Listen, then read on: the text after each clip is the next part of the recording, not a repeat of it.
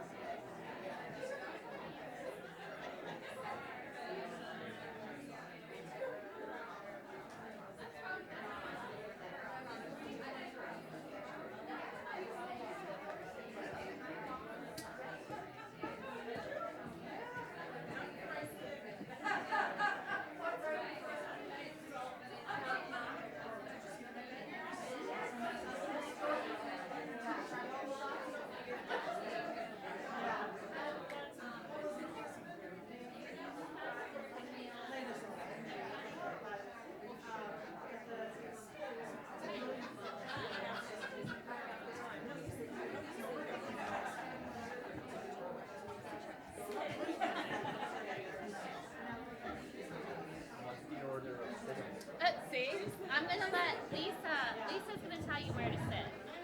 All right. Lisa's been an educator for 20 years. Where do you want Kristen? Right here? Do you want Eve in the middle or Kristen? Kristen, Eve likes to be first.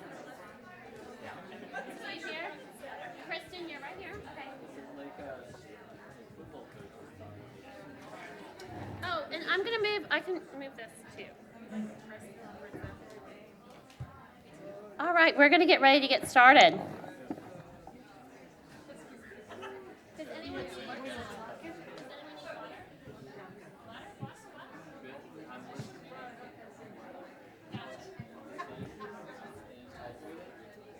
Way to go.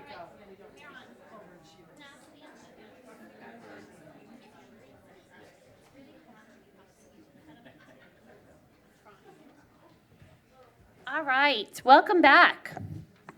We are getting ready for our panel discussion. I'm going to briefly introduce our guest panelists, and then we are going to get the show on the road. So we're going to start with Dr. Lisa Sommer, who's been the director of the undergraduate music therapy program at Anna Marie College for more than 20 years. Give her a hand for that. She has developed clinical placements and new music therapy positions in a wide variety of community settings throughout New England. She has chronicled the clinical use of guided imagery in music in many book chapters, articles, and a doctoral dissertation. She's also authored 2 textbooks, Guided Imagery in Music in the Institutional Setting and Music, the New Age Elixir, and edited a textbook called Music and Consciousness, the Evolution of Guided Imagery in Music. And if you are a student here at Berkeley, they are all in my office if you would like to take a look at them. Dr. Sommer is active in the American Music Therapy Association and received the Presidential Awards for Outstanding Research Achievements and the dedication to the service to the field twice. So please welcome Dr. Sommer.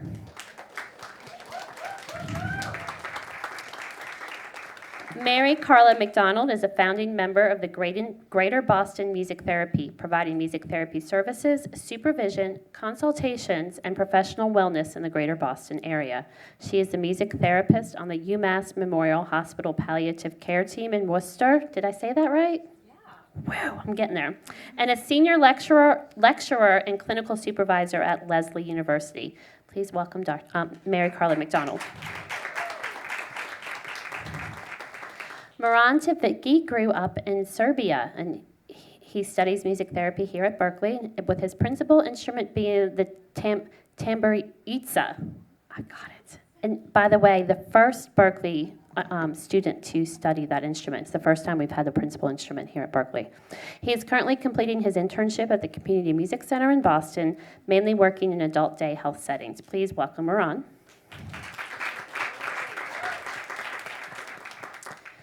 Eve Montague is a board-certified music therapist with more than 33 years of experience working with people of all ages and abilities across diverse settings and programs. Give her 33 years. She is a highly regarded speaker and trainer with expertise in program development, clinical supervision, and access and accommodation, as well as a regular instructor at Gordon College and a guest lecturer at Berkeley. She's a trained facilitator in the Remo Health Rhythms Drum Protocol, as well as the Alzheimer's Association Habilitation Training Protocol. She also serves, listen to this, students, you want to know this. She is the national co-chair of the Clinical Internship Committee for the American Music Therapy Association and the director of the Creative Arts Therapy Department at South Shore Conservatory. Please welcome Eve Montague. And the first 12-year-old MTBC ever. Thank you very much. That's right. This is going to be a great panel. Kristen Korda is an 8th semester music therapy major at Berklee College of Music and is currently completing her first practicum level at her final practicum level. I will get this right, at Boston Children's Hospital. You don't mind doing 4 more, do you? Save. She currently serves as the president of Berkeley's Music Therapy Club and a student employee in the Student Financial Services, and also works as a personal care attendant. After completing her internship and the CBMT exam, she plans to attend grad school to obtain a master's degree. Please welcome Kristen. And once again, we're going to welcome Ami, who's the founder of the SelfCare Institute and provides therapeutic support for professionals around the world who are experiencing burnout. Please remember that if you are asking a question or offering an insight, that it absolutely must be in the microphone. Sorry, I feel like the bad parent, but we are live streaming and that is important. So please give a hand together for our panel discussion on moving the music therapy profession forward with strength and resilience. All right, thank you so much for being here, for your time and your energy, and it's really exciting to me that we have just different phases of the music therapy career represented here, and to have a conversation like this, I just feel like it's so special. And my hope for this is for us to just talk about what resiliency means for us at this point in our lives, and what we've observed so far, and what we need in order to move forward individually and as a profession. And so, the word resiliency doesn't mean being strong all the time. It means being able to bounce back from challenges. And, challenges are very natural, in the life of a music therapist or life of a music therapy student or intern. And I would just want to know if you had maybe any challenging moments where your resiliency did show up, and what did it look like for you? Anyone care to start? I'm happy to go first. Go for it. So for 33 years, I've worked in programs that are really dependent upon contracts, and you never know from one year to the next if you're going to have money and funding to continue what you're doing. So you sort of get into that resiliency anyways, that's just sort of the nature of the business that I chose to go into. But I think the big challenge for me was about 11 years ago when the program that I had actually founded at a particular setting where we had, Mary Carla was involved at the very beginning as well, but it was a creative arts therapies program at a Department of Public Health school, and we had at one point 8 different specialists working in that program. 5 of us were music therapists. We had a vibrant national roster internship program. We had drama specialists and an art teacher who was involved in that as well. And the Department of Education, in their infinite wisdom, decided that music therapy wasn't an MCAS service, and that these children who probably wouldn't live past 22 or 23 needed to have reading, writing, and arithmetic as opposed to quality music and other arts. And so they started to lay off people in our program. I was the last to get laid off, and I knew it was coming. So for me, having built a program and then watching it just really disappear was very, very challenging. So I decided to go back to school. Went back to school, got my master's in management because I like to build programs. That's what I do. And I wrote myself a job at the SelfCare Conservatory where I was hired to build a program again. So using the strengths that I had, lessons learned, and we're now in our 11th year at the conservatory in a very vibrant and growing program still.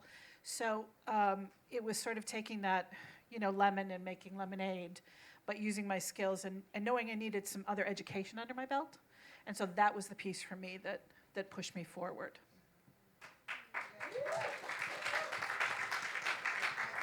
Thank you for sharing that. Yeah, I can join in with you. I've had many programs discontinued, and yeah, I've been at Anna Maria for 25 years. That was almost discontinued as well. And maybe because of that, not only because of that, but I've been doing very dedicated self-care since I was very young.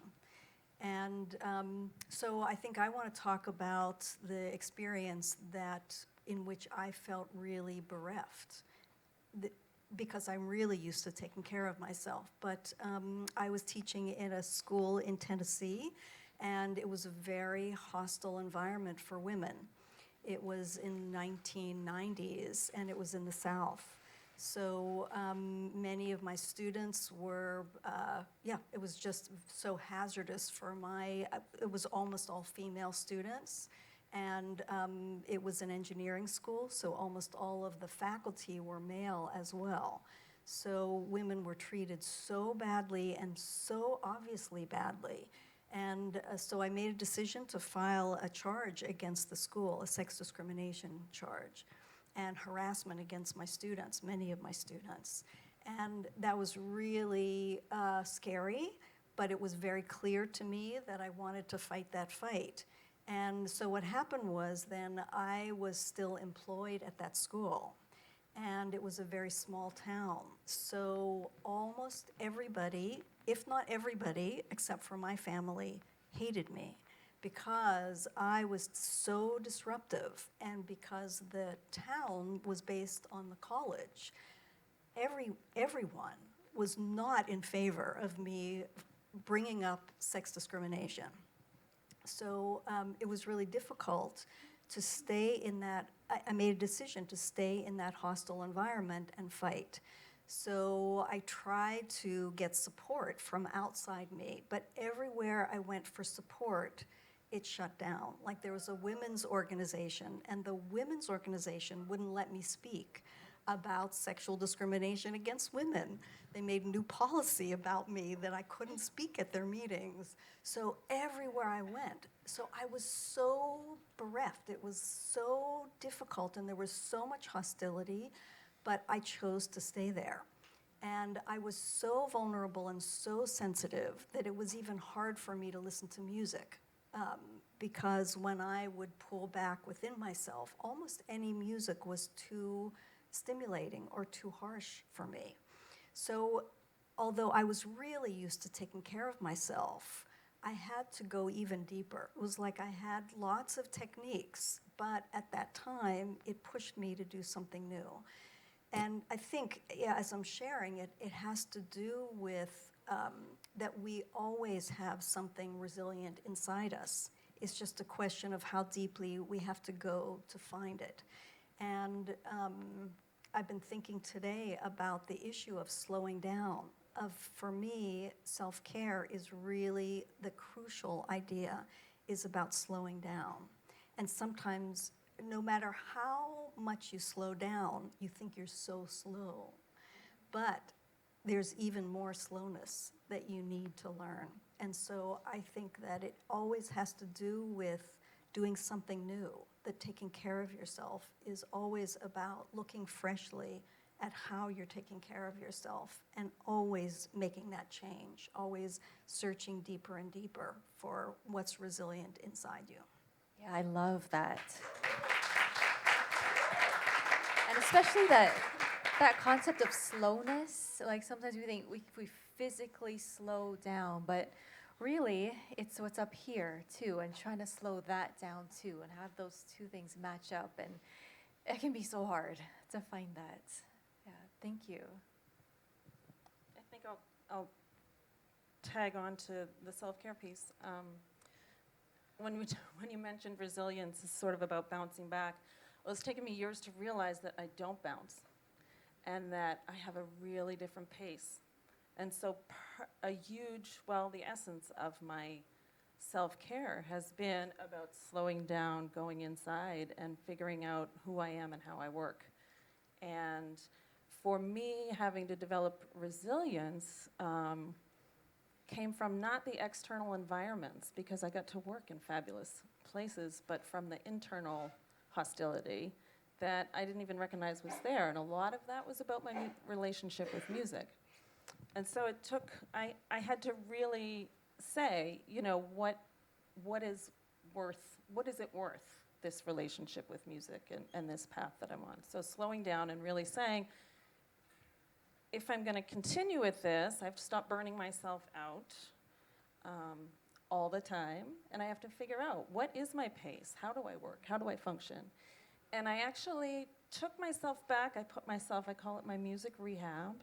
I put myself on music rehab for 2 years, but I've decided maybe 2 years ago that I'm never going off music rehab, because it's good. And really, it was just about backing up and rewiring my whole relationship with music. And I think that has helped me so much, that and knowing that it's a relationship, right? That it's the music in those music therapy sessions are not about which chord I play, for me, not in the style of music therapy I do. It's about between that person or those people and myself. And so knowing that I don't bounce, knowing that I need a lot of recovery time, knowing that sometimes my brain is empty and sometimes it's full, but that what really helps me is slowing down and getting rid of those judges and saying, you know what, those judges are not more important than the relationship between us that's happening. Yeah. Are you comfortable sharing what your music rehab looked like the past couple years? I love that term. What did it look like? It looked like me playing if I wanted to play and not playing if I didn't. It looked like me teaching myself to play the piano without notes, like going back and not reading anything, and just having fun. And part of it is I go to therapy, and I'm a therapist. I believe we should. And I took my relationship with music into that experience too. Yeah. Thank you for sharing. Rehab's I good love food. that term, music rehab. Yeah, That makes so much sense. And it helps to put that term in there. To me, that like a label like that like facilitates the healing process too. Thank you. Thanks. As a student, just like in the heat of everything right now, I look forward to having the time to investing in myself in that way. Slowing down is something I don't really feel like I have the ability to do in this moment. Like the reality that I'm in is something I have never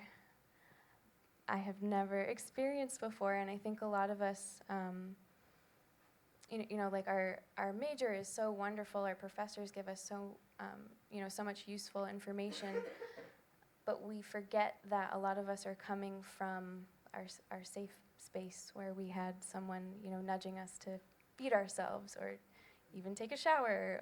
All of the things that I've been learning recently are not just second nature, but that you do have to put in a lot of effort and actually plan out the time is so challenging. But to plan out everything that you need to do for yourself on top of practicing your instrument and your homework and digesting all of the new experiences that come with practicum.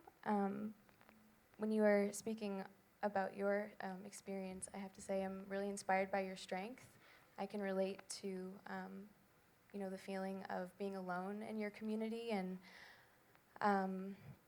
at the end of the day, I think what I'm learning now as I'm getting ready to leave is that it's so important to make meaningful relationships with the people around you, because that is something that has helped me get through being so stressed out where I literally cry on the sidewalk because, I don't know, it's Tuesday. Yeah. Well, thank you for sharing. Thank you.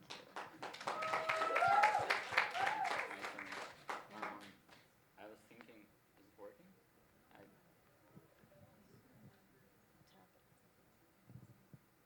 try to turn it off and turn it on again. Voila. 1, 2. Nice. I was in tech support at Berkeley, so this is my expertise. I was trying to think like, which story do I tell? Because there's been so many of those in college, and some of them, to me, seem really big. To others, would be like, it's just like a minor setback. But I think, sort of like, it seemed to me as a burnout at about like 3 months into my internship, when from the day one to up to like basically mark of the 3 months, there's been so much growth, and I've been like learning something new every day. And then at that 3 months is just like, I feel like I hit the limit, and there's 6 more months, and I don't see anything else that I'm gonna learn. I mean, not as like nothing else to learn, but just like I'm in this position that I don't think I'm capable of learning anything else. And then I was trying to think about, it was actually, it sort of like overlapped with the end of semester and me doing like the graduation walk and everything. And that was just like, I think that sort of like overtook my brain. It's just like completely I became incapable of like learning anything new. Just like I needed to close that chapter first. And then I think also like for 5 months, I think we need new batteries in this one. So for 5 semesters at Berkeley, at least with the old curriculum, I think we're like sort of like programmed into like doing these music therapy practicums for like 3 months. So when I hit that 3 months mark, I was just like, I turned off myself, and then it took me about a month to like push through going to the internship, sort of like not really feeling like I'm going anywhere, but then after a month, again, okay, there's something new. And I actually sort of like went back and tried to like, let's try to relearn the things that I already know. And it really helped. I guess like sometimes also like maybe like slowing down, or maybe just like stagnating it at some level. You just have to accept that not the progress not gonna be always just like going up all the time. Yeah. And if I could just build on that a little bit in terms of, we're really hard on ourselves. We understand this process for our clients, that we're not going to see a lot of progress, that the incremental steps are very tiny sometimes, and it's going to take more than 3 months to see something. It's going to take years sometimes. And we're okay with that as therapists. But when it comes to our own performance, because we come from a business that constantly judges. You have to perform, you have a jury, you have to get that chord right, you have to play it in time, you have to sing with this ensemble in this way. There's always that judging that's happening for us, and yet, and I think Mary Carla already stated that, when you're out there doing it, it's the relationship with the person. You have to have that tool of the music, and it has to be solid and available to you, but it doesn't have to be perfect, I've found out. And I think that's what it is, and we have to be kinder to ourselves about that. And that's really hard to do. That's why the self-care kind of things we have are really important to build in early on. 33 years ago, 35 years ago, when I was in music therapy school, we didn't talk about self-care. I don't know if you folks did, but we certainly didn't. It wasn't on the agenda. So it's been a learning curve for me over the course of my career. I just want to add on that, like playing the wrong chord or whatever. Basically, when I realized I'm doing something right is when I played the wrong chord during the session while I'm interacting with the client. I'm like, okay, I'm not caring about the music. I'm here for the client. I'm caring about the client. And I play that wrong chord. Sometimes I don't even acknowledge it. I just see my supervisor look at me like a little bit weird. It's like, what was that? And like really, I'm not a vocalist. So when I try to like vocally improvise, I go completely like out of key. And I'm like, okay, that's jazz, Berkeley. It's just, and I started noticing like, okay, and not, I don't even think about music. I mean, not that I don't think about music, but I really like go into the session. And actually, I recently read, I don't remember where, but like difference between music education and music therapy is that there's no expectation for like, I mean, expectation in sense of like our clients by the end of like whatever are gonna play Mozart or whatever piece, and they have to play that in 2 weeks. If that's not right for our clients' progress at that time, just like put those sort of expectations away, and also remembering. Oh, actually, I also wanted to say like going from college into internship. In college, it's always about your performance as a student and like showing off your like showing skills that you learned, and then in internship, it really becomes like skills are maybe sometimes even have to be sacrificed in sense of like put them away, and maybe some like progress has to stagnate with your skills, but you're there for the client. And I think going back kind of to that self-care piece a little bit, we have to remember, I think in this, as music therapists as a whole, we've had to work very hard in communities, in society to kind of push our way out there, right? It's been a battle. Now we have to recognize we're coming to the point where we're getting past that, the tipping point. If we're not there, we're almost there.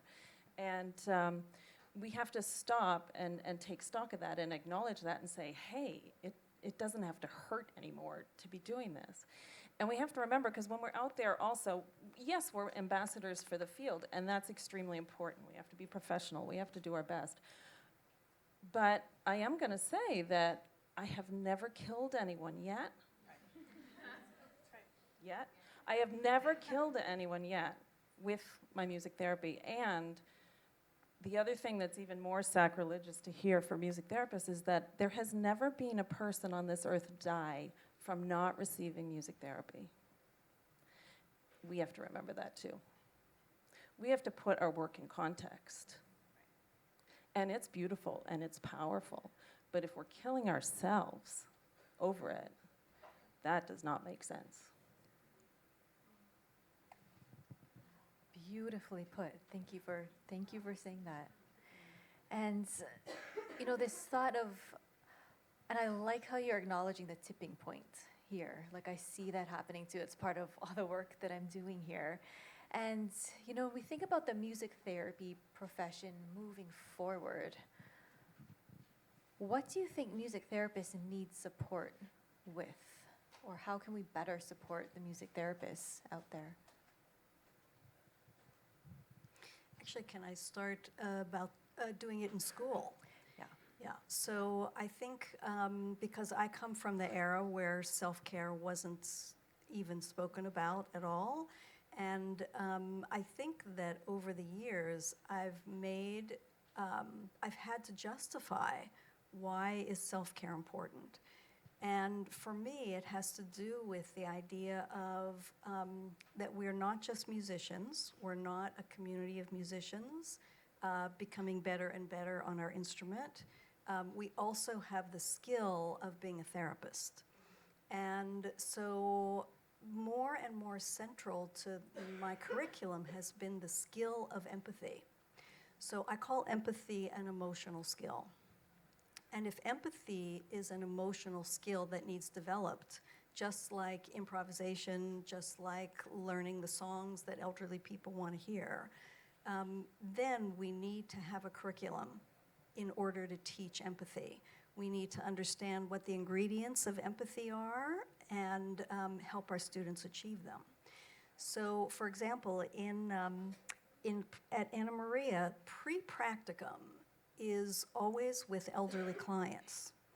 And if I think about why I did that, I think it's because when you're 18 years old, it's very hard to slow down to the pace of an elderly person. It's very hard to slow down enough to be receptive to an elderly person's mood, to their pacing, to their physical presence. And so I think the question, for me, it starts right at the beginning, where I can say to a sophomore, you're not empathizing with your client. What can you do? You just got to see, because you were so far away from that client. You played the song she wanted to hear, but it was so fast. It was 4 times as fast as your client. So what do you need to do? Oh, before the session starts, you need to slow yourself down. You need to take a half an hour for yourself, because you're 18.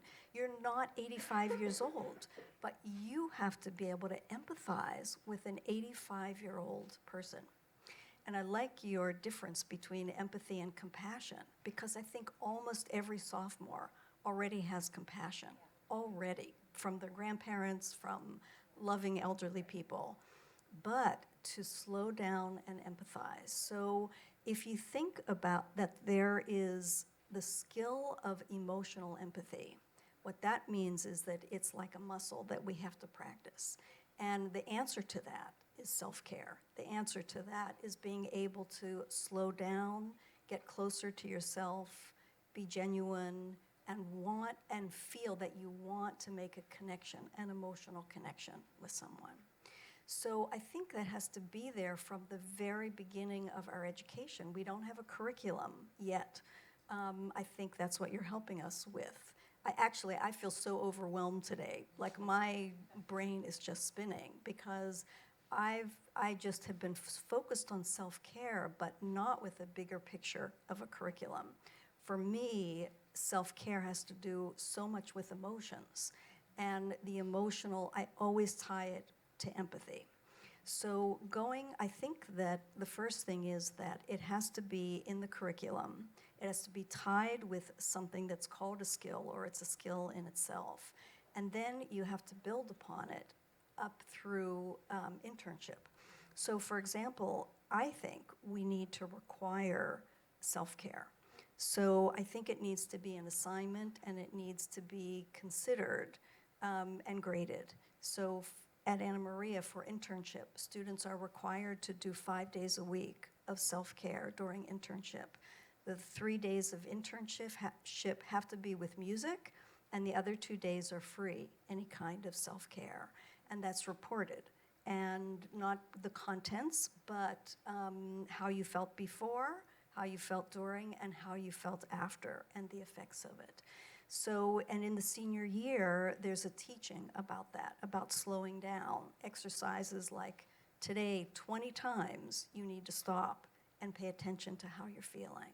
So I think it needs to be put in little manageable chunks that that students want to do, not only to get a better grade, but in part to get a better grade, but also in part to be closer to their clients and gain the skills.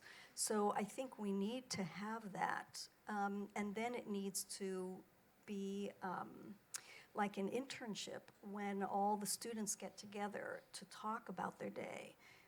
The idea of creating a compassionate group that specifically is not a group of musicians that are jealous of each other, that have a kind of pecking order, like who's the best clinician and who can improvise the best, but that has more to do with who is a compassionate person, who can express emotions in this group, who is a smart person in this group, so that instead of a kind of musical skill-based environment, that it has more to do with empathy. It has more to do with each person bringing their genuine quality to this group of interns, or to one is an emotional leader, one is a cognitive leader, one is a connecting leader, and to try to build within our communities that kind of value system that values emotional empathy and the skills of connection, which to me has to do with self-care as much as the musical skills. And to back it up even further, I think before we can even teach empathy, which is teachable, self-empathy and self-compassion absolutely have to be fundamental skills, and those are skills that can be taught as well. And if I could just add, I hope I'm not going to get in trouble for saying this. I am, hopefully. But in addition to having it a part of the curriculum with self-care, I want us to do self-care together in class, because like you can assign us self-care projects, and I've done as much as I can in the past, but when it comes down to it, like, I don't know about you all, but the workload that I have, self-care is actually the last thing on my list, because it's the one thing that you won't be able to tell if I really did, an hour of yoga. But if I'm not ready to take this test, or if I don't leave school to go to work until 10:30, 11 o'clock at night, because the reality of being a student is that we also have bills to pay and bellies to feed, and there's just so much going on. I'm like a broken record saying this, but like the slowing down is something I'm trying to work on, because we're getting so much information, and then we just don't have the time. Like, I feel like I don't have the time to invest in myself, and then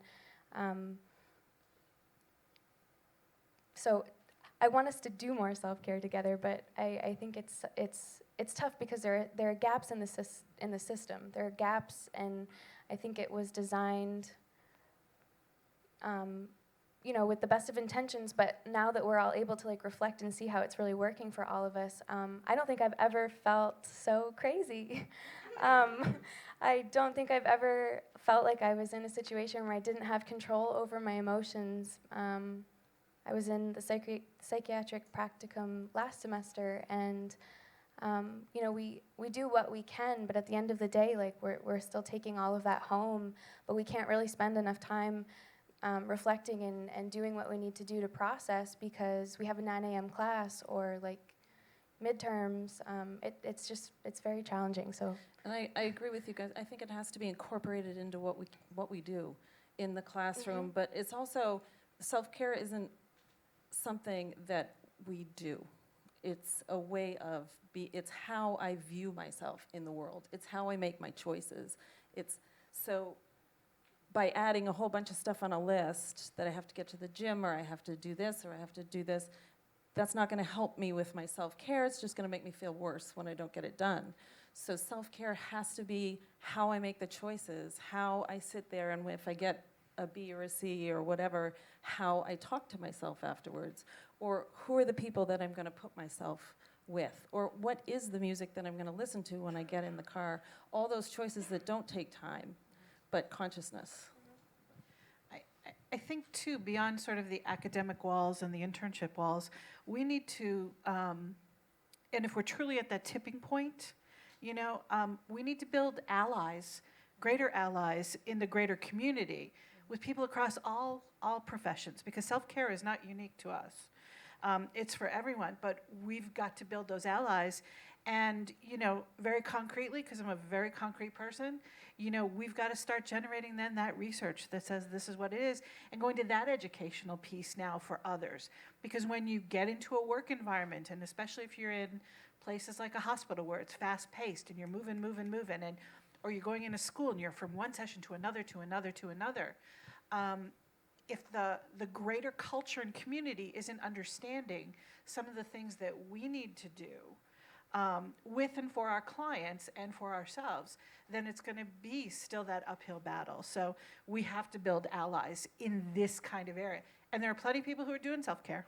You know, we talked earlier this morning about social workers and whatnot. So, you know, we need to find them and work together. Yeah, so I do think advocacy comes into the picture here. But there's another piece of advocacy where advocacy can be a big source of stress for some professionals. So do you have any ideas of how to make advocacy less stressful? Merlot is very nice. I'm sorry. Find your champions. Find people who have the talents that you don't, but love to support what you're doing. Script, know your audience, and learn your scripts. And find your people and create your teams. Know what's in your control and what you can influence and or have an impact on. But for those things that are not in your control, it goes back to our scope of practice, that sort of thing. If it's not in your control, sometimes it's a bless and release. And that in itself is self-care. I think I always hold on to how special we are because of the power of music. That especially when thinking about being resource-oriented, thinking about resilience, everybody has a relationship with music. Everybody knows music can put you in such a good mood in such an easy way. And so I think the power of that is so enjoyable. It makes us so different in a way that's very scary.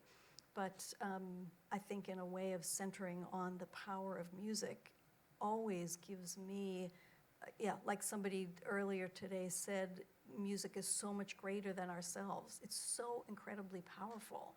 So just, I always hold on to that in terms of my own self-esteem. Yeah, like music is so great and I am its helper. I'm its, I'm bringing music to other people, and that's such an enjoyable, I can get so pumped up about that.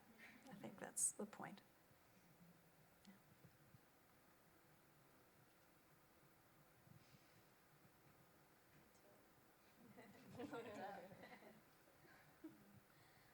I guess I want to thank you for the exercises that we did with music, because studying music, and we just talked about it, so we won't go too far into this, but remembering where your love of music came from, and just making it a point to keep some of that for yourself, because we're using it, to help people, but then making sure that we can use it to help ourselves.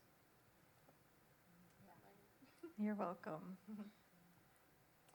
I had a question for Mary Carla and Lisa. You're both GIM practitioners. And has your GIM training impacted your self-care at all? What influence is there? I did the GIM 1 training, and I mean, that in itself was just this deep self-care experience that I really wasn't expecting. But can you talk to just the influence that has had on your own personal process? Well, when I was I was a senior in college in music therapy when I found GIM, and when I met Helen Bonnie, it wasn't so much GIM. It was that what Helen Bonnie brought to music therapy in the 70s was this idea that you have to experience something from the inside. So, and Helen had such a deep relationship, a deep and nurturing relationship with music. So actually, when I started my GIM work, I was in a condition after being in music school exactly where you were. I was so, actually, I shouldn't say where you were. Where I was that I had completely distanced myself from my enjoyment and my passion for music. I was a horn player, and for years I was so happy being a musician. But when I found music therapy, I got totally separated from my passion. It was like I could hardly practice guitar. I was so resistant to playing the music of other people and for other people. And so I had this huge split within me that there was, from my childhood, a sense of being so natural in music, but then having it be a tool for my clients was almost insurmountable until I found GIM. And when I met Helen, she just talked about how passionate she was about music. And GIM is it's a receptive music therapy method. So in some ways, for me, it was really easy to lie back. Receptivity is like what a sponge is. It's like not playing music, but it's taking it in. It's slowing down and soaking it in. So there's a kind of refueling that happens if you can let go, if you can really open yourself to music in a deep way. So it had everything to do with my having to reclaim my relationship with music and then apply it to my guitar and apply it to listening freshly to music that somebody else wanted me to play for them and taking my passion. So for me, the central aspect has to do with, I think we can't be music therapists until we have a close and really intimate enjoyment of music on our own. And I think it's really hard to hold on to that in college. I think it's so, so hard to hold on to that. Yeah, I don't know if I answered your question, but yeah, maybe GIM is one way to do that. Because once we start playing, it triggers our perfectionism, and of course we need to deal with that as well. But sometimes just dancing out to the Rolling Stones, like I did when I was in high school, I still need that.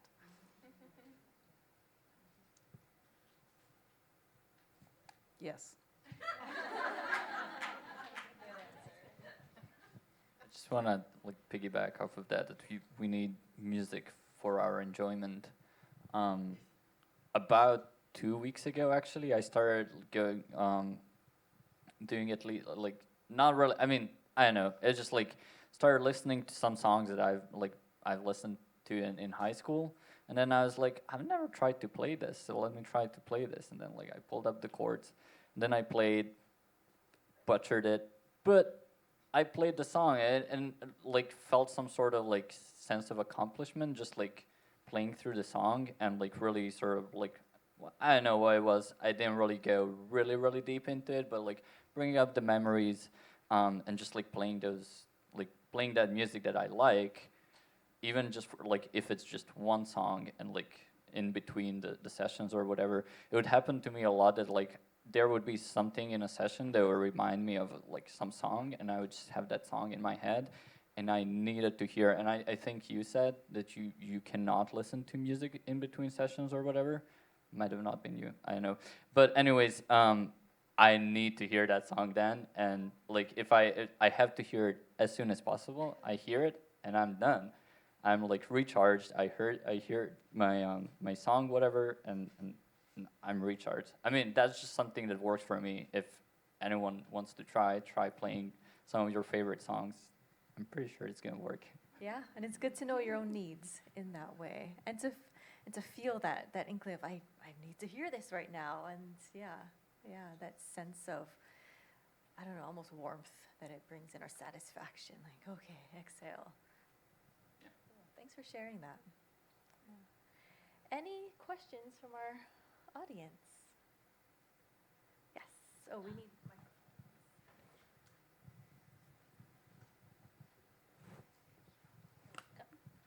Well, this has been an absolute pleasure to hear all of you speak and to be at this event. So thank you, Berkeley and Joy and everyone who's here.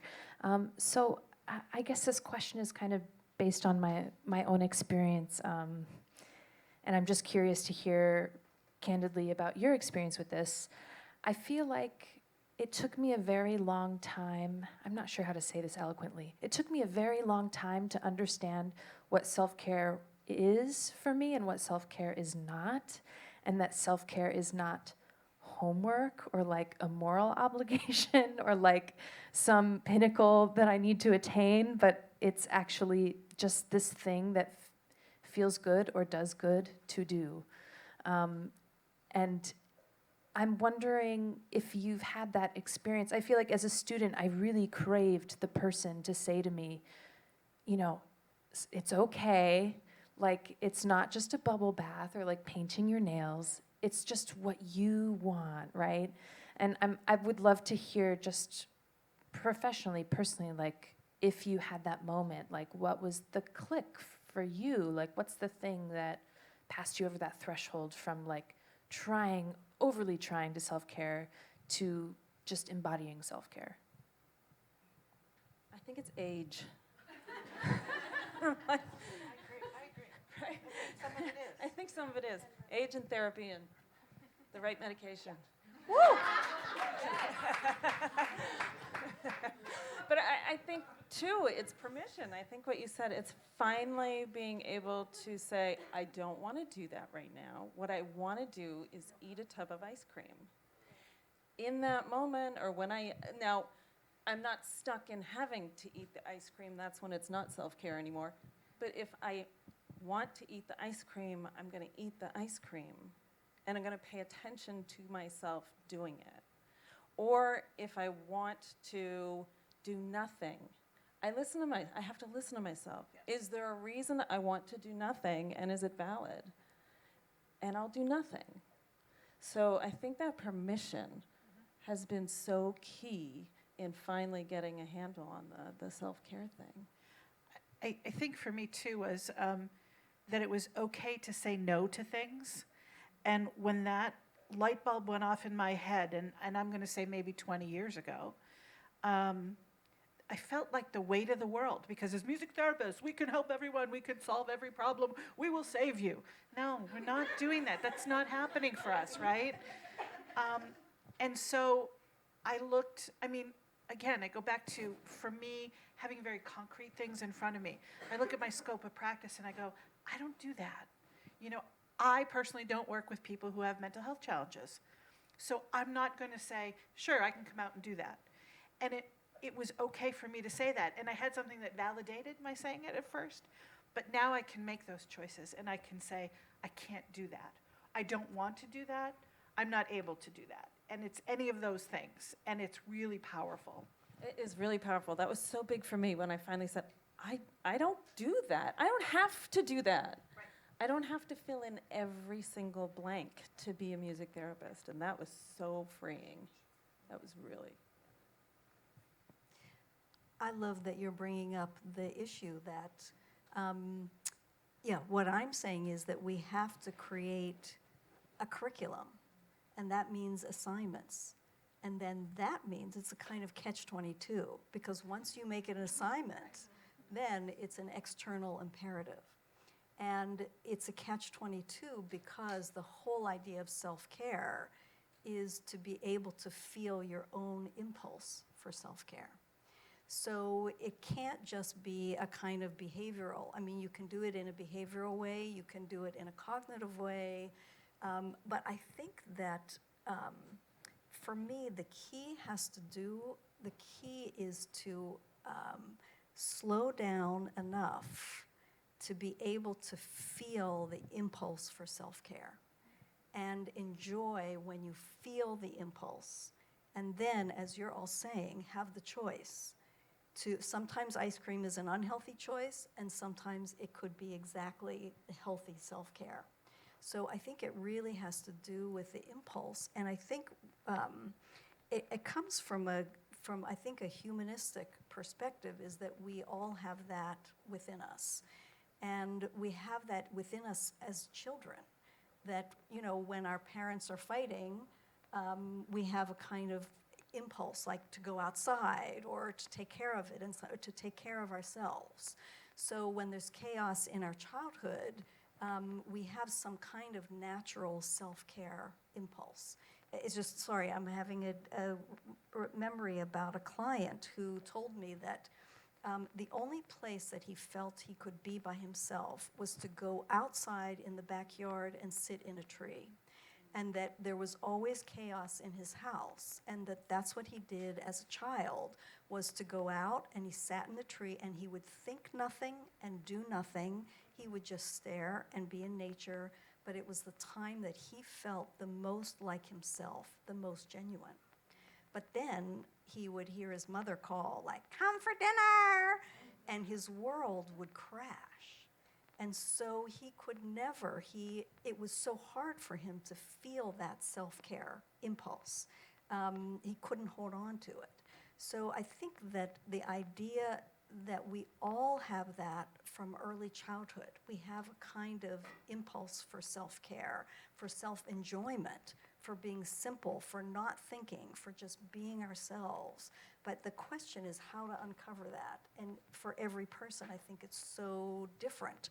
So putting it in the curriculum is really like treacherous, because it could become, I feel like if we do it too fast in our field, it could become like a behavioral intervention, or it could be not deep enough for what self-care really is. So far, I feel like that also means trying things that might not work for you and Yeah. moving on. Yeah, absolutely. Yeah, it's Oh. about, Sorry. I also think, and on top, like not on the top, but like besides everything, I think often we sort of like put aside that like we try things that might not work for us, and then we're disappointed with that, and then it's like, oh, self-care doesn't work, blah blah, whatever that person said, it's not true. And maybe it's just like not the right moment for the right state of yourself and like the right thing. But just like, I think it's sort of a skill to learn to balance your expectations and disappointment. And not saying that like you cannot feel disappointed, but just like sort of like learning how to manage it, and like, okay, this I expected much more. It didn't turn out that way. Is there anything I can do about it? If there's nothing I can do about it, just let it go. But I think that should, if there is a curriculum one day, one of the skills should be like balancing disappointment. Because I think it's really important, at least in my experience, it was really important to try new things and like, okay, this didn't work, and okay, move on, try something new. Call it the treacherous curriculum of self-care. it's like when you wanted to play that song, you said, I butchered it the first time. So, but you went on. So, yeah, it's a risk to do something new. And it's a kind of balance between safety, feeling safe enough within yourself to do something new, and challenging yourself to do something that you know is not going to turn out 100%, especially the first time.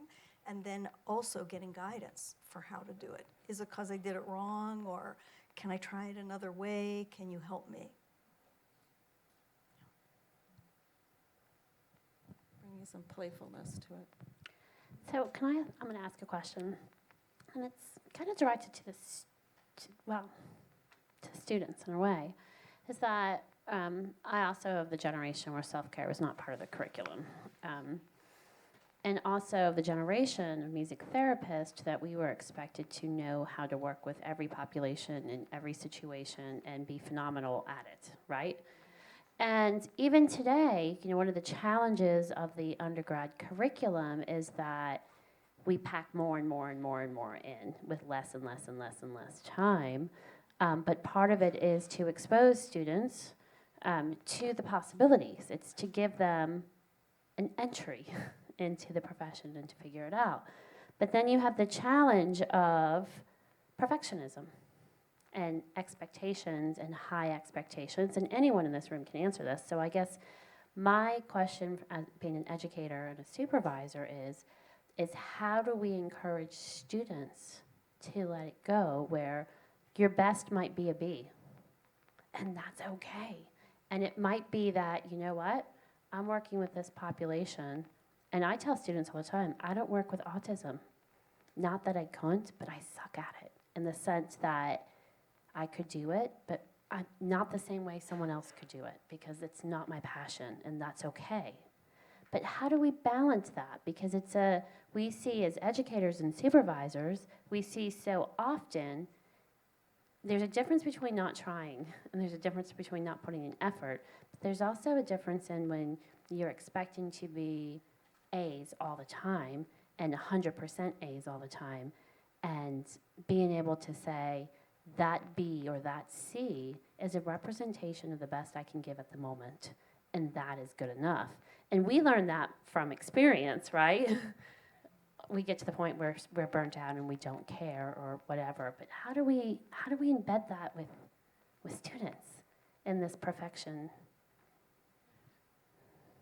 I think we're so far behind the eight ball on that sometimes because the society we live in is all about performance and high performance. I work in some towns that are very exclusive. And I would say so. yes. And the pressure that is on the kids in these towns is off the charts. And yet, the numbers of children diagnosed with anxiety and depression in these towns between the ages of 7 and 10 are off the charts. And so, what is it we can influence and how can we do it? And yes, we say, hey, that B, we're okay with that, When they've come to us from family life community that is dictating something else, I think we have a lot of work to do, and it's not just us, obviously. I mean, I think it's a real society issue at this point. But I would love to hear from some of the students and just how we're talking about, we know the burnout in the first 5 years is huge in our field right now, and I don't know. You're asking what can we do? Well, I'm kind of asking what to Or what do, or they to give need. us some insight into what we're not you. We all came from a generation that's different. And even now, like when I'm supervising interns, I know you're working 3 jobs and you're doing your internship. I did too, and we pushed through it. But we are a different generation, so I don't know that's what I'm. Yeah. Some insight. I know it's just such a large problem that won't be solved at once, obviously, but there's just so many factors that go into it. And like here at Berkeley, we have the opportunity to see a therapist on campus for a certain number of times, but there aren't enough therapists available to meet the need of the students all over the country and probably the world. I think part of the reason that the anxiety is continuing to increase is just the reality of the world that we live in today. And I hate to keep talking about money, but like the cost of living, the cost of being a student, I know that's like the majority of my personal problems with managing my anxiety is, should I stress about not being ready for this assignment or not being able to show up to school prepared and doing what I'm proud of and feeling like I've done my best, and maybe it's not feeling like I need to always do my best, but feeling like I've been able to give something substantial effort, or working all day Sunday because if I don't, then my rent's due like everyone else's. So it's hard to pick and choose, and I think. I know here our professors are so lenient with time and they understand where we're coming from, and so thank you for the empathy there. But like outside of this major, there is like attendance policies on college campuses. They don't. It's even when you look at the needs of men and women. I know women or people who have periods. Some people have to miss school or work. They need to stay at home because it affects them. And even just that, being a student and only being allowed to miss 1 day of a certain class, or else your grade will start to suffer. And if you miss 3 classes throughout an entire 4-month period, if you miss 3 days, then you fail the class. Just having those from the very get-go is like, okay, don't mess up, don't do anything to affect your progress towards this goal. So I think talking about it makes me feel better. I think when we talk about it, at least we can come from a place like of understanding, and it feels good to have others relate. But it kind of has to like come from the top down. I feel like a lot of times,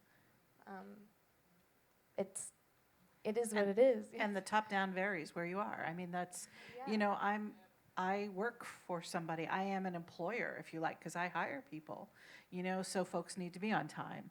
We're an internship site. Yeah, I expect the interns to be on time. So, you know, I'm adding pressure to the people who already live in my world, you know, and yet I have deliverables. So it's finding that balance, and it's really challenging.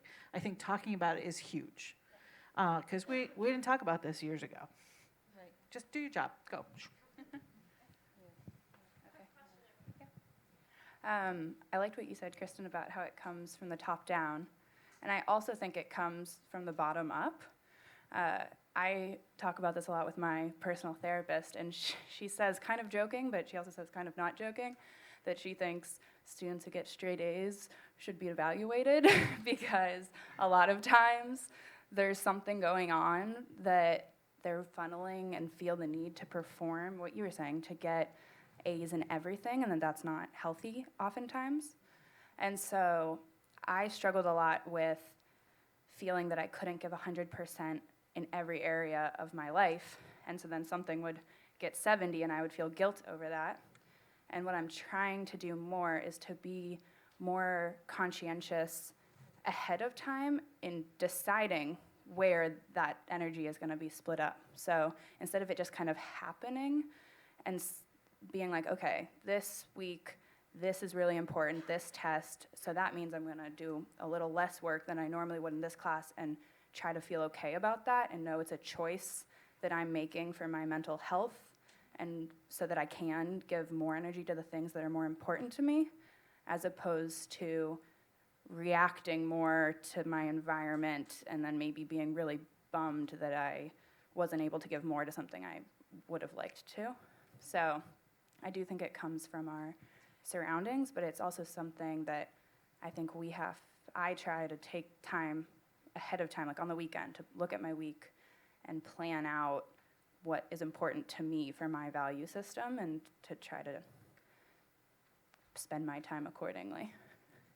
Yeah, it has to come from inside out instead of just, yes, there are things that'll come top down, that do come top down. There are things bottom up, but that's our responsibility, I think, as music therapists, is that we have the ability to use the music to go inside out. And I loved what you just said, and I think, you know, it is important to also build this skill of bargaining with ourselves rather than just following these internal rules that just don't apply to 100% of what we do, but this bargaining can happen, and that can be part of the self-care process. But thank you for sharing that. Just kind of going and trying to answer what Dr. Allen asked. I think as a student, I see my teachers and my supervisors kind of like really into their field, and like they're amazing. You know, you admire them, and they seem perfect. Like you know that they're humans and that they mess up, but when they're in class or when they're like in sessions, they're just like, wow, you know. And I feel that people address that they specialize in certain areas because they like it, and not so much that they not specialize because they're not good on some other areas or because they didn't like it. And so for me, it's like I'm gonna specialize, you know, in this area because I like it, but there's no option for me not to like something because nobody mentions that you're kind of like allowed not to like something in your area. And it goes also to like your relationship with music, that is so like multidimensional, and it's not only about performing, but that you're allowed to like not like perform, or like not liking to songwrite, and that does not make you a bad music therapist or a bad musician. So I think as a student, I I've only had one supervisor that came to me after a session and said, like, I did this, and it's not, I wish I would have done it like different. And I was like, wait, what? Like you also make mistakes? Like, is that a thing that happens? And again, like, it in concept, but like seeing it and like experiencing like someone that is like above you, looking down at you, and like saying like, I mess up too, and that's why it's totally fine if you do it as well. And also like teachers, and because teachers are, your role models in many occasions, and saying that that they're humans, and not so much of like to the point where don't work so hard to like get there, but if you don't get there, it's because so and so it's human, it's like your experience, this is not for it's not you cannot do this, but you have something inside you that will like branch out like way big better in another area of the field, that you'll still be an amazing music therapist, and going off what Alex said and what Kristen said, going like top down and down to top, like supervisors just, and I think it's more common that supervisors can like ask you what you do for self-care and all that kind of stuff, but also as students, like it's hard because it's the society, like it feels like you always need to go like over, like not only being in time, but like being there like 15 minutes early or like 20 minutes before that, but just like advocating for yourself, but having that inner chat of what are the words of the message that you're actually trying to say, of not making it like you're making me feeling this way, but more like I feel this way, is not your fault. Like, I'm not putting this on you, but I'm bringing this up because I think we can like work this out together. And as a student, I think it's hard for me, but I think it's also valid. And if we start doing it, then it's more common. Then like supervisors won't feel like so awkward or even like guilty of putting that pressure on a student when they weren't even meaning to. So talking about it and like advocating as well as Yeah. empathy. Yeah, and that brings us, to it's that common humanity piece of self-compassion, where we're all in this together and treating each other as human, treating ourselves as human beings who can make mistakes, leaving lots of room for learning. And, it can be so hard sometimes, and I'm glad you're speaking to that struggle, but to remember that, we are in this together, and the struggle that you felt, someone has felt that before, and it's that together we rise type of mentality. And I really liked what Suzanne was talking about earlier on the last panel of also trying to find some type of balance of not getting into that victim mentality, but also practicing resilience, because we also don't want to feed too much on each other's either insecurities. We can support each other, but without getting too lost in that burnout or in that pain, because that can happen, and not just in our profession, but you might haven't had an experience like in a work situation. There are some work places where you go to work and you say, how are you? And everyone's tired and doesn't really want to be there. And if you were to come to work and say, hey, I'm feeling pretty good today, you might be looked at as an outsider. But, to be in this together also means trying our best to lift each other when we can, too, as part of that. And it can be a tricky balance when it does come to resilience. But we do need to wrap up this conversation. Oh, one more question. Yeah, just one more question.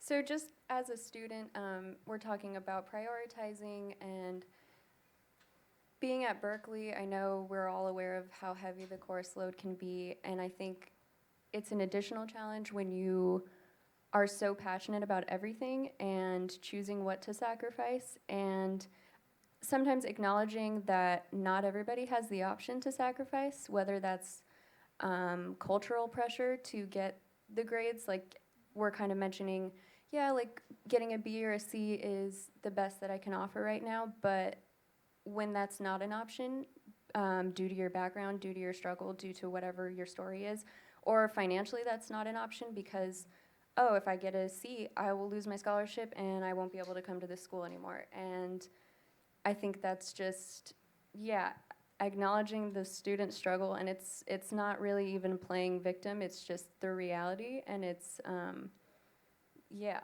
I don't, it's hard to talk about, but it's like, yep, that's Yeah, I hear you. And that's part of why I'm so glad you're sitting here with us, and you too, Miran, because to have your voices heard, it is so important that, that you're able to voice your struggle, and hopefully you can feel safe in this environment. But, what you're experiencing is so important. And to have you as part of this conversation is, it's just so meaningful. So thank you. And I know it's not always easy to share these things too. So I do appreciate, the vulnerability that comes with this. Hey, I just also wanted to add in something as well. Go for it.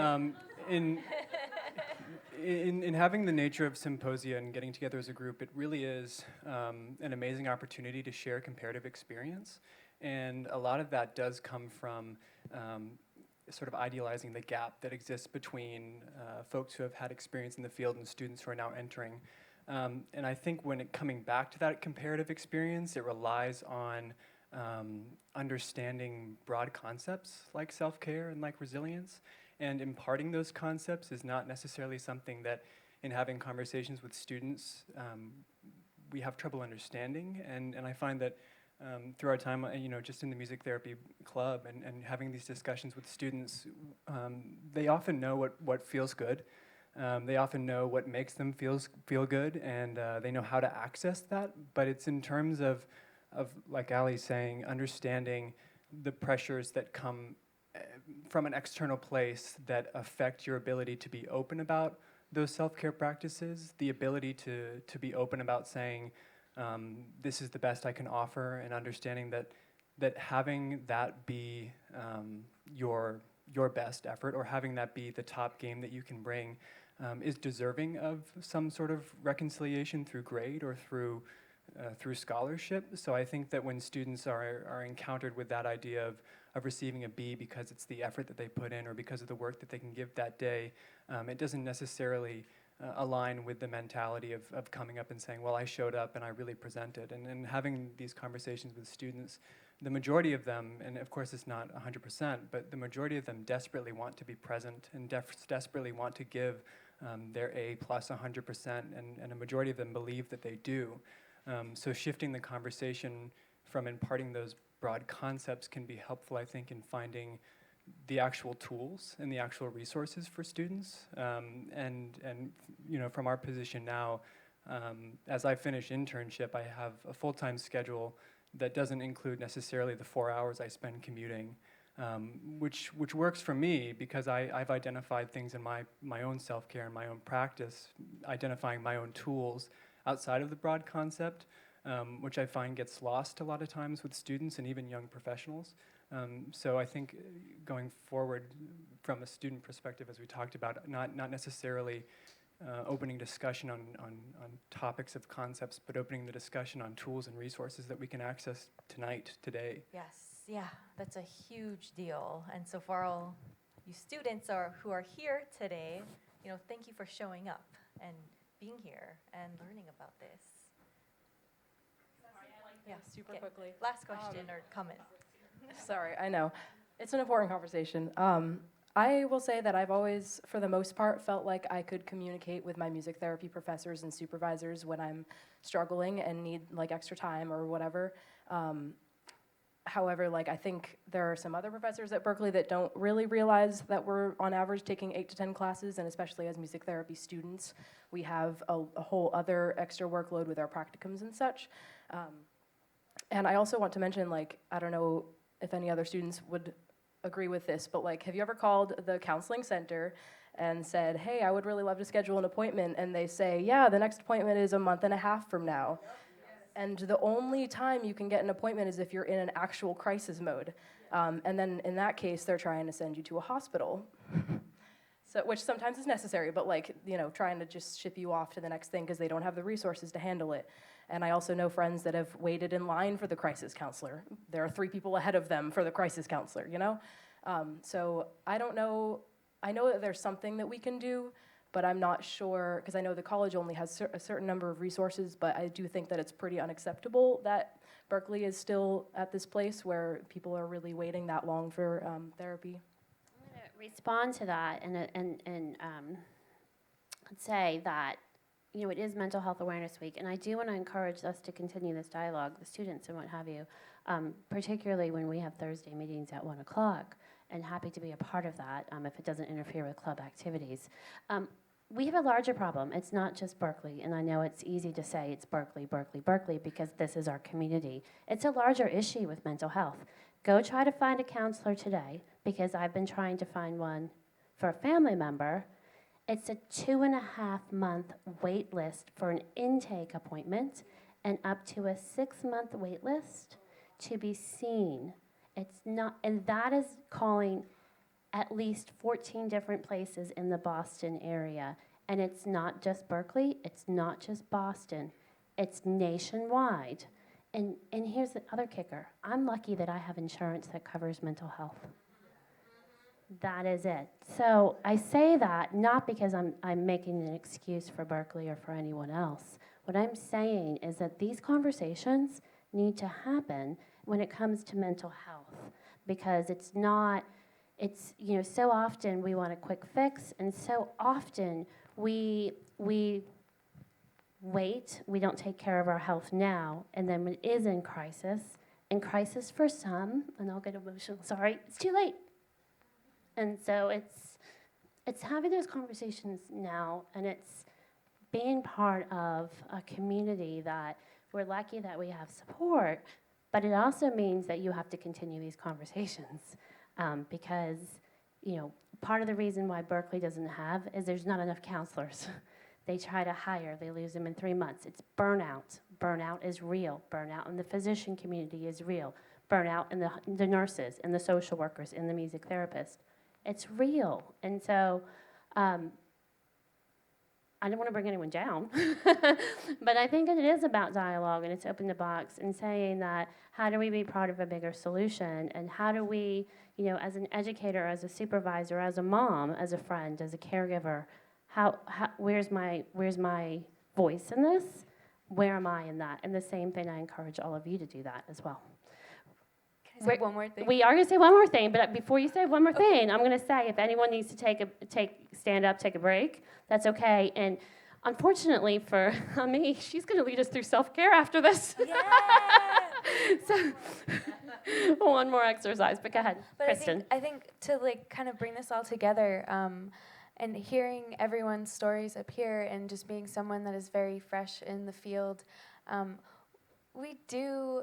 I find so much value in just strengthening this family. We're small but mighty, and knowing that there are people that have come before me who understand what I'm going through has been one of the greatest gifts in all of this. And I have some of the best relationships with my professors, and really appreciate their mentorship. So, and then things like the conferences. I went to a regional conference, and I'll be going to national conference for the first time this year, and I was so amazed that we get that that's our time to be together, and that's for us, and we're at the ocean holding hands and singing in a circle. That was so powerful, and it's those moments that I that I look back to when I do feel really overwhelmed about what's ahead. And I think it's just remembering that we are all in this together is whatever, but and to be there for each other, and to encourage us to get together, be social and talk to your friends and colleagues, and yeah. So with that said, please put your hands together for the panel. And we're going to take a quick 5-minute break, but taking Kristen's advice, say hello to someone you don't know in the room.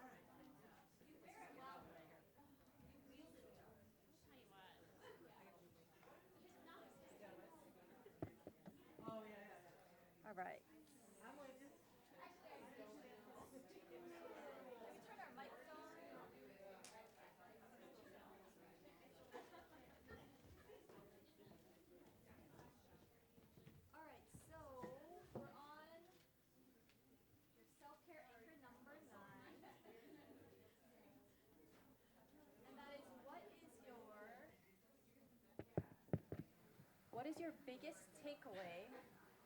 Is that on? Can we turn our mics on? Okay, there we go. Number 9, so we're almost to the end. Just stick with me here. Write down the biggest takeaway or insight from this second panel discussion.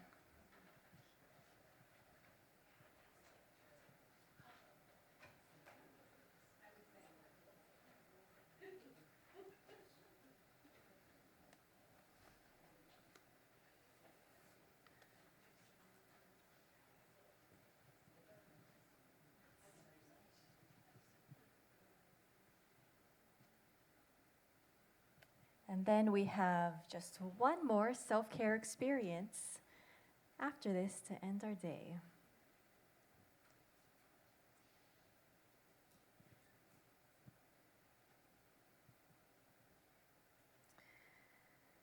All right, so I know we talked about a lot of things today. And again, these topics of self-care and burnout, sometimes, it can just start to coagulate in your mind, or you leave here and thinking, what even happened today? And that's part of why we're doing these anchors. But I do want to end here with just bringing the bigger picture in mind. And when we do talk about self-care, the number one reason for self-care isn't actually burnout prevention, but there's a bigger reason.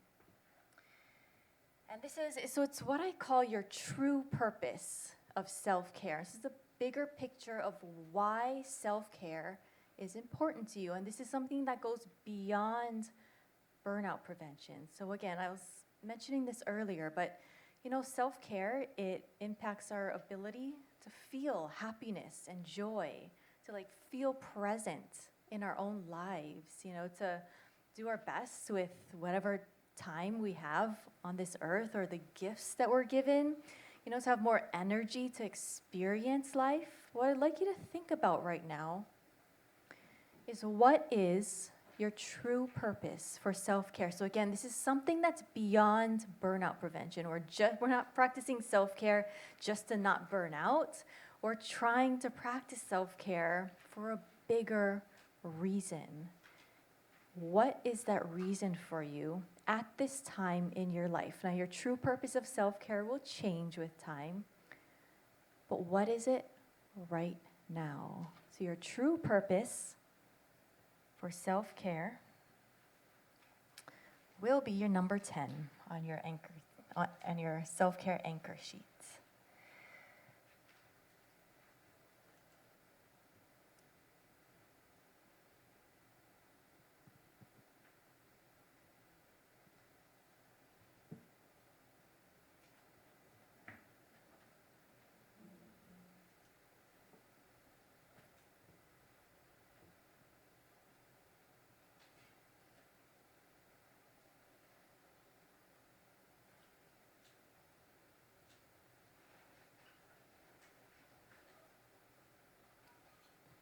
Anyone care to just shout yours out? What is it? Sanity. Sanity, yes. Yes. What else? Fun. Yeah. Enjoy, yeah. Balance. Slow down time. Yes, slow down time. Yeah. Be present. Be present. All right, so remember, self-care supports this bigger picture here, and it's really important to get in touch with this, because your true purpose for self-care is sometimes your same purpose for the work that you do, or your purpose, here walking on this earth at this time in your life. And stay in touch with that. Something else to stay in touch with are your 10 self-care anchors that you wrote down today. Again, we covered so much information, but focus on what you wrote down here. And what you wrote down is sacred. This is a reflection of you and your life right now. It's a reflection of maybe what your needs might be. It's a reflection of what self-care can look like for you. And a lot of self-care goals can come out of here. So I would encourage you, after you leave today, maybe over the weekend, sit down with this And think about what self-care goals might come out of this. Start making this actionable for yourself. And each one of you are going to walk out with a different sort of self-care anchor list here, and honor what yours is. So, deep breath in. Slowly exhale. One more time. Deep breath in. Slowly exhale. And always remember number 6. You can take a breath anytime that you need to. And so I've been doing presentations on self-care for the past 5 years. The first couple years was a lot of presenting the research, and this was before I was running the SelfCare Institute and supporting professionals, and I always felt like I'd present all these things on self-care and be like, all right, well, good luck, everyone just kind of leaves. But now I'm just so grateful that I have resources to offer you. And so again, I wanted to bring up my ebook. So this was my master's thesis that I repurposed into an ebook. It doesn't read like a thesis. I rewrote it so it's not super boring. But there's 3 parts to this. There's an overview of burnout that goes more into detail than what I've talked about today. Part 2 is professional, personal, and creative self-care practices. So again, I go over about 20-something self-care practices, and I organize this into professional self-care, so self-care you can do at work, personal self-care you can do at home, and then creative self-care practices to nurture your relationship with music. Part 3 is a way to create your own self-care plan. And so this ebook does come with a workbook that you can print out with self-reflection exercises. It also comes with a burnout assessment. For professionals, you can earn CMTE credits with this. But this ebook, I just highly recommend to students or interns. Again, this is what I wish someone had handed me when I was in your stage of life. And I also have my much bigger program. So the ebook is more informational. There are self-reflection exercises, but that is the more information and what is self-care and burnout. This program is the actual practice of self-care, where it's not just talking about it, but it's digging into what does self-care mean for you. Being 31 CMTE credits means it is about 31 hours, which is a pretty big program, but it is self-paced and it's online, so you can do it from the convenience of your own home, and you can take as long as you want to. I've had people finish this in 1 month, which is zoom right through. I've had people take over 2 years, and that's totally fine too. Most people are on the deadline of whenever their recertification is up to. And so this program comes with lifetime access, which means that you can also go through the program multiple times. Because again, the way I approach self-care, it's this lifelong process. And what self-care looks like right now will be a lot different than what self-care looks like in 5 years. And so I encourage my members to go through the program multiple times. This program is about 2 years old now, and I'm having my first group of students who are going through it for the second time around.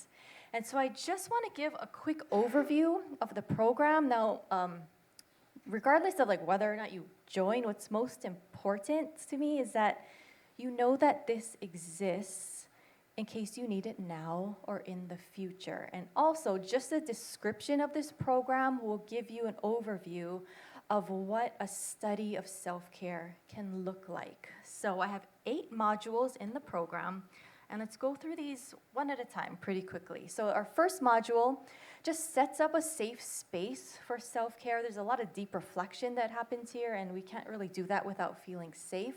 We take a look at your past, how you became a music therapist, looking at your professional story, and then looking at where it is you want to go with self-care. And module 2 is building a foundation for self-care. We're looking at what self-care really is, what it means for you, and most importantly, what self-care is not.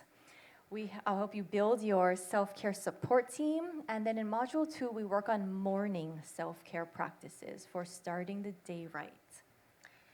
Module 3 is exploring your experience of burnout and stress. So looking at what burnout is, conditions that can lead to burnout, asking that big question of what needs to change when we are listening to burnout.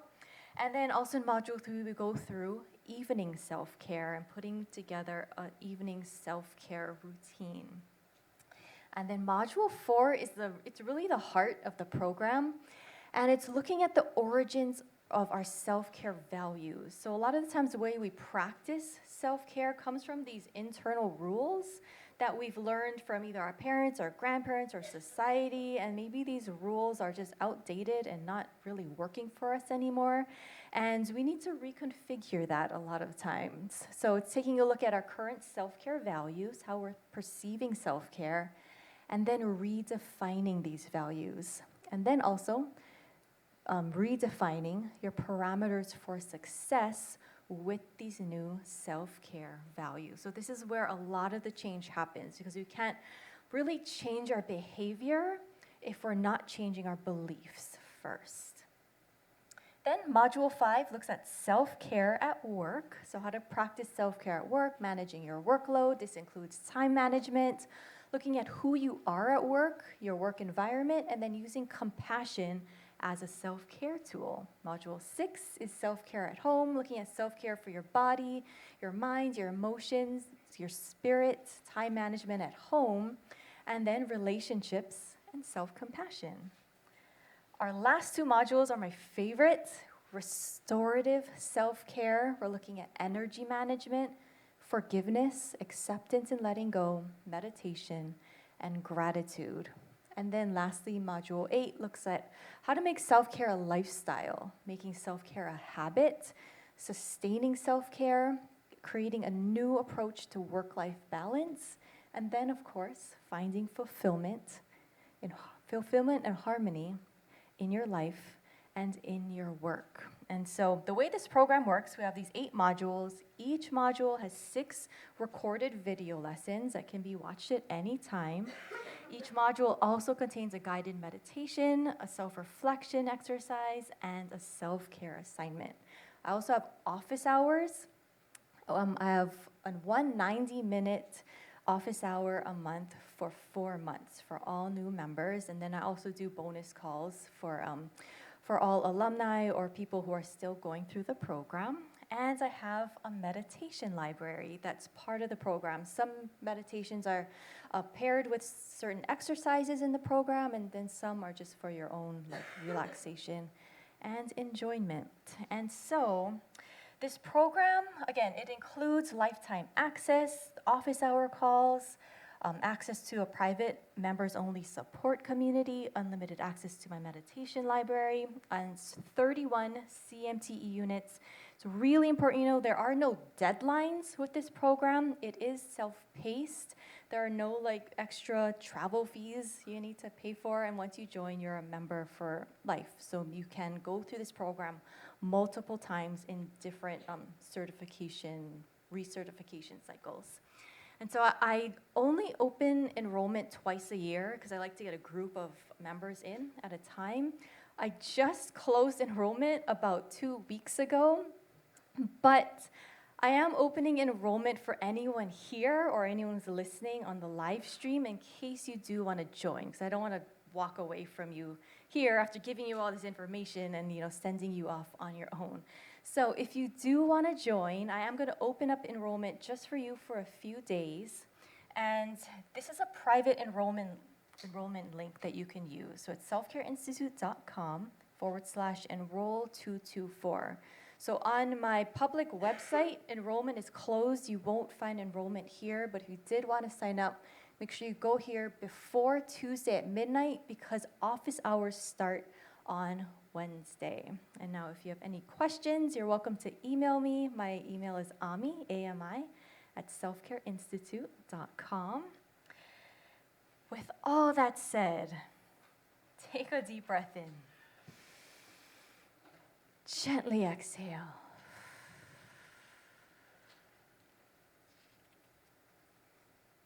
Another deep breath in. And let's end just with 2 kind of core messages I want to leave you with today. Again, burnout is a messenger. The word burnout can come with so much baggage. It can feel like a villain in our story, but for many people, it's a turning point for change. When we take some time to listen to burnout, it's likely that it has an important message for you. Also, self-care is a skill. So this is something you can get better at and develop with time. But also as a skill, it means it's something that needs to be continually practiced. So practice, listen the best as you can. Take another deep breath in. Gently exhale. And so, I know these days there's a lot of pain in the world, and a lot of us are doing our very best to help people that are in pain, or to try our best to work towards eventually helping people who are in pain. We have our own pains too, and we need to remember that we are in this together, but we do need to pay attention to our own pain, to our own needs, because if the people who are helping the other people who are in pain and things get tilted too much, if everybody's in pain, who's going to be able to help us? And what we need to do is just help each other. And like I was saying before, being able to lift each other. So put one hand on your chest.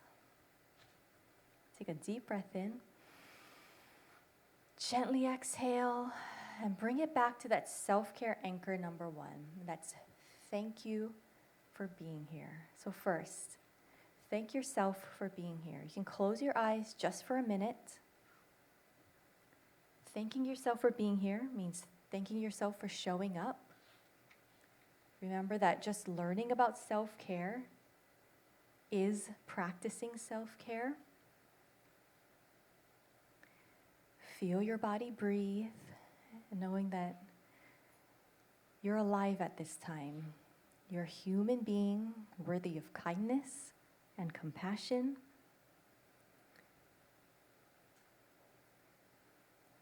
And know that you are worth it. Another deep breath in. Gently exhale. Slowly open your eyes. So now that you've thanked yourself, I want to thank you so much for being here and being receptive to this information. This is my email. You're welcome to email me. If you're on Instagram, you can follow me on there too. If you haven't signed up yet, this is our sign-up link, selfcareinstitute.com/care. You'll get a care package with the PowerPoint slides from today, the grounding meditation, recording, and script. And let's see. Anything else I wanted to say? So I really appreciate your presence, your time, and your energy. Those are the 3 biggest gifts you could possibly give anybody, and I really appreciate you sharing that with me today. Also, thank you so much for the work that you're doing out there in your studies, and thank you for being you. Joy, any closing remarks? First of all, thank you to Ami. It's pretty awesome. A course evaluation form is going around. It doesn't matter if you're a student, if you're board certified, if you're not board certified. I'd ask that you please fill that out. If you are board certified, I need you to return it to myself or Mizan. Mizan? Give her a hand too. And I have your certificates up here, and I'm going to hold them hostage until I get the course evaluation form. Awesome. Let's give Ami one more hand. And thank you for being here today with us. I really appreciate it. Thank you.